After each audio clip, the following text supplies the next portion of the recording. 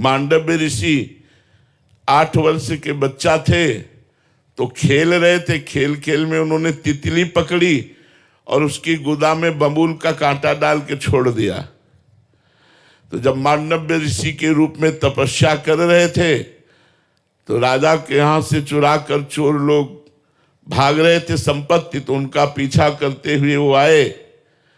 तो उन्होंने सोचा ऋषि के आश्रम में यदि हम छुप जाएं तो बच जाएंगे। वो छुप गए। राजकर्मचारियों को पता चला तो मैं ऋषि सहित उन चोरों को माल सहित बंदी बना लिया।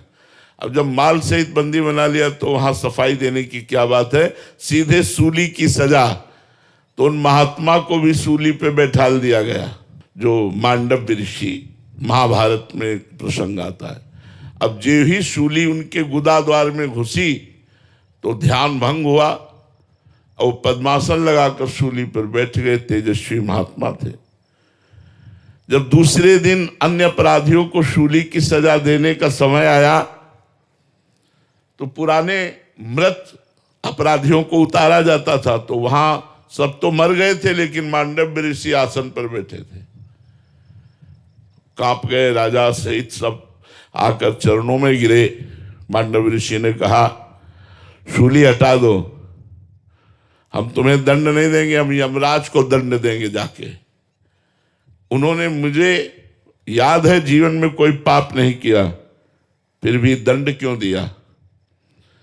शूली हटाई गई, हटी नहीं, काटी गई, तो उन्हें अणिमांडव्य ऋषि कहा गया। वो यमराज के पास गए और उन्होंने कहा ये सूली मेरे क्यों घुसी, क्यों, कौन सा अपराध, मैं तो बचपन से तपस्या कर रहा हूं। तो उन्होंने दिखाया कि 8 वर्ष की अवस्था में आपने तितली की गुदा में बबूल का कांटा छोड़ दिया, उसके फलस्वरूप आज आपको सूली की सजा भोगनी पड़ी।